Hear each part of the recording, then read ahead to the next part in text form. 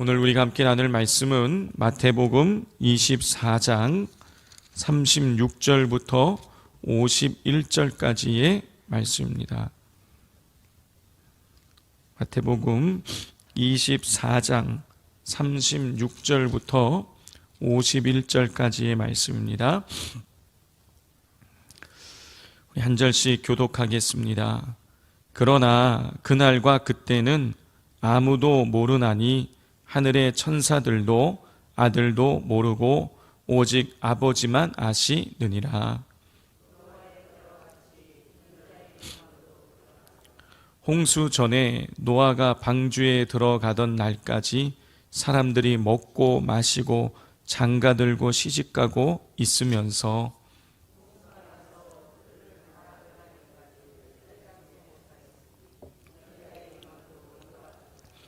그때에 두 사람이 밭에 있음에 한 사람은 데려가고 한 사람은 버려둠을 당할 것이요.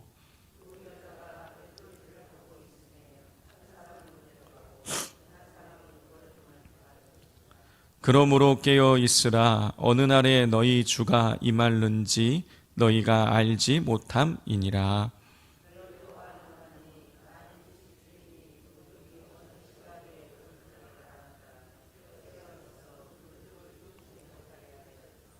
이러므로 너희도 준비하고 있으라.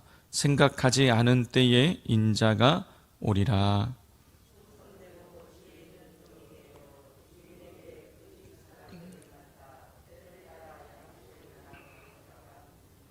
주인이 올 때에 그 종이 이렇게 하는 것을 보면 그 종이 복이 있으리로다.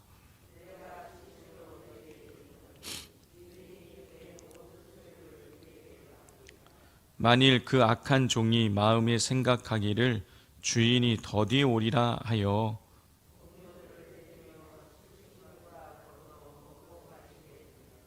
생각하지 않은 날 알지 못하는 시각에 그 종의 주인이 이르러 엄히 때리고 외식하는 자가 받는 벌을 처하리니 거기서 슬피 울며 이를 갈리라. 아멘. 또 한 주가 시작이 되었습니다. 또 한 주 새벽을 깨우시면서 하나님 주시는 또 은혜로 이 한 주간 승리하시고 또 새벽의 기도 가운데에 하나님이 응답해 주시기를 주님의 이름으로 축복을 드립니다. 마태복음 24장 오늘 같이 나누게 됩니다. 24장에는 말세에 대한 예수님의 말씀이 나옵니다. 예수님께서는 말세 때에 큰 환란이 있을 것이고 그리고 그 환란이 끝나고 나면 세상의 모든 영광이 빛을 잃게 될 것이다. 그렇게 세상의 모든 영광이 빛을 잃게 되면 예수님께서 큰 영광으로 재림하실 것이고 그 재림하실 때에 믿는 사람들을 다 불러 모을 것이다 라고 말씀하셨습니다. 그러시면서 예수님께서는 무화과 나무 가지에 가지가 연하여지고 잎사귀가 이 싹을 나게 되면 무화과 나무가 잎사귀를 내게 되면 여름이 가까우는 것을 너희가 알게 되듯이 내가 말한 이런 징조가 나타나게 되면 그때 이 말세의 징조가 말세가 다가왔음을 내가 다시 재림하게 될 것이라는 것을 너희들 그것을 징조를 보고 깨달으라 라고 예수님 말씀하셨어요. 자, 그런데 중요한 것은 그날과 그때를 어느 누구도 모른다라는 것입니다. 우리 36절부터 39절까지를 우리 교독해 보겠습니다. 그러나 그날과 그때는 아무도 모르나니 하늘의 천사들도 아들도 모르고 오직 아버지만 아시느니라. 홍수 전에 노아가 방주에 들어가던 날까지 사람들이 먹고 마시고 장가들고 시집가고 있으면서 홍수가 나서 그들을 다 멸하기까지 깨닫지 못하였으니 인자의 임함도 이와 같으리라. 그날과 그때는 아무도 모른다. 하늘의 천사도 모르고 아들 예수님도 모르고 오직 아버지 하나님만이 아신다. 자, 그러니까 그날은, 그 날이 오기까지 사람들은 모른다라는 거예요. 노아의 홍수가 일어날 때에 사람들이 그 홍수가 일어나는 그날까지도 먹고 마시고 십지 들고 장가 들었다라는 것입니다. 몰랐다라는 거예요. 예, 마치 임자의 임함, 예수님의 재림도 그와 같을 것이라는 것입니다. 자, 그러면서 예수님께서 말씀하시는 것이 있어요. 예, 어느 누구도 모를 때 예수님이 갑자기 그렇게 임하게 되기 때문에 예수님께서는요, 깨어 있으라고 말씀하십니다. 우리 40절부터 44절까지를 우리 교독해 보겠습니다. 그때에 두 사람이 밭에 있음에 한 사람은 데려가고 한 사람은 버려둠을 당할 것이요.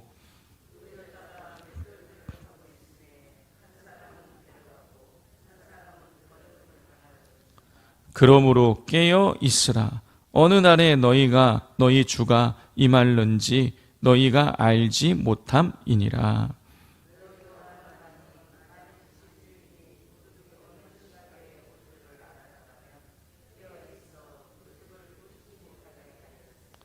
우리 44절 같이 읽겠습니다. 이러므로 너희들 준비하고 있으라. 생각지 않은 때에 인자가 오리라. 예, 생각지 않은 때에 예수님 오신다고 말씀하고 계세요. 예수님 오실 때에 한 사람은 데려가고 한 사람은 버려둠을 당하게 된다는 것입니다. 두 여자가 맷돌질을 하고 있었는데 한 사람은 데려가고 한 사람은 버려둠을 당한다는 거예요. 그러므로 깨어 있으라는 것입니다. 어느 날에 예수님이 임할는지 너희가 알지 못하니 깨어 있으라는 것이에요. 성도 여러분, 우리가 깨어 있어야 될 이유는요, 그날과 그때가 언제인지 모르기 때문인 거예요. 예수님이 어느 시점에 임할는지 모르기 때문인 것입니다. 예, 오늘, 그런데 우리는 생각하는 것이죠. 오늘은 아니겠지. 내일은 아니겠지. 내가 살아서 내가 죽을 때까지는 예수님 오시지 않겠지. 예, 우리는 이렇게 생각한다라는 것입니다. 근데 그게 아니라는 거예요. 영적인 경각심을 가져야 된다는 것입니다. 오늘 이 43절에 보면 도둑이 언제 올 줄 알았더라면 사람들이 자지 않고 깨어 있을 것이라는 것이죠. 우리가 예수님 오신다라는 것입니다. 반드시 오신다라는 거예요. 그러므로 우리는 이 영적인 경각심을 가지고 깨어 있어야 되는데, 예수님은 이 영적인 경각심을 가지고 깨어 있어야 된다는 것에 대해서 비유로 말씀하셨어요. 자, 우리 45절부터 51절까지를 또 교독해 보겠습니다. 충성되고 지혜 있는 종이 되어 주인에게 그 집 사람들을 맡아 때를 따라 양식을 나눠줄 자가 누구냐?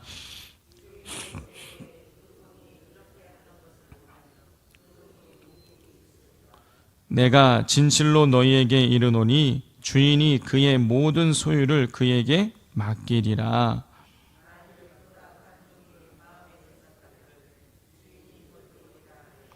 동료들을 때리며 술친구들과 더불어 먹고 마시게 되면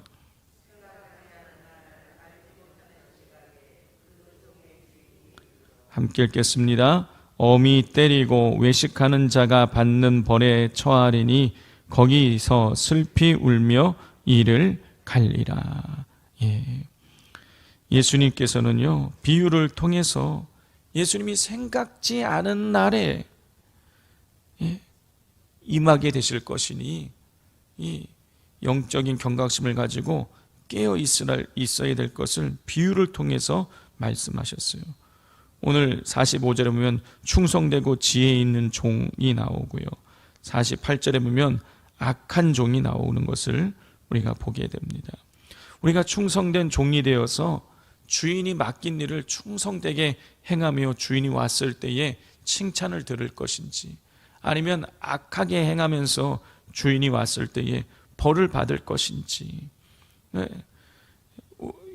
너희들 택하라는 거예요. 늘 깨어 있으라는 거예요. 경각심을 가지고 생각지 않은 날, 알지 못하는 시각에 그 종의 주인이 이르게 된다는 것입니다. 그러므로 우리는요, 늘 맡겨진 일에 최선을 다해야 되는 거예요. 자, 그러므로 우리가 이 오늘 본문 말씀을 우리가 종합해 보자면, 예수님은 반드시 오신다. 그러므로 깨어 있어야 된다는 거예요.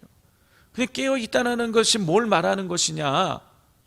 맡겨진 일, 다시 말해서 사명을 충성되게 감당하라는 것입니다.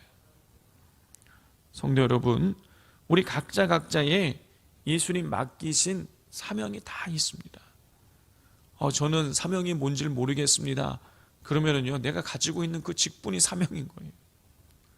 그리고 나는 사명이 뭔지 모르겠습니다. 그러면은요, 예수님 우리에게 맡기신 사명이 있잖아요. 뭡니까? 땅 끝까지 이르러 증인되는 거. 그게 사명이에요. 우리에게 맡겨진 그 사명을 잘 감당하면 주님이 오늘 오시든 내일 오시든 우린 두려워할 필요가 없는 것이죠. 그러므로 내게 맡겨주신 그 사명 충성되게 감당하기 위해서 힘쓰시는 우리 성도님들 되실 수 있기를 바랍니다.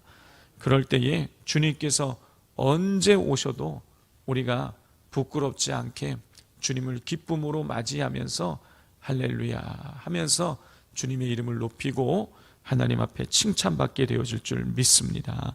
우리 시간 같이 우리 말씀을 부여잡고 기도하겠습니다. 우리가 혹시 나태하고 게을러져 있지는 않습니까? 주님이 생각지 않은 날, 알지 못하는 시각에 오실 수 있으십니다.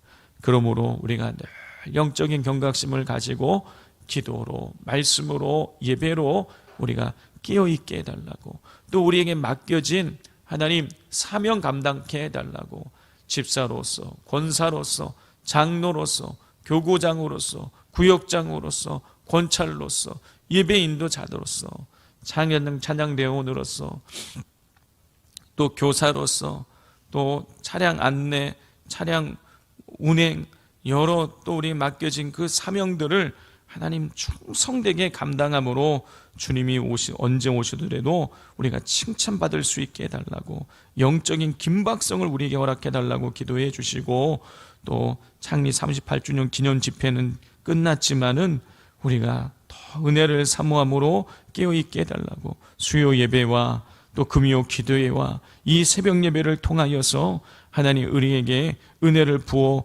달라고 우리 기도해 주시기를 바랍니다. 또 비전 센터가 은혜 속에서 안전하게, 튼튼하게, 또 아름답게, 순적하게 이루어지도록 또 기도해 주십시오. 이 시간 우리 주여 삼창하고 기도하겠습니다.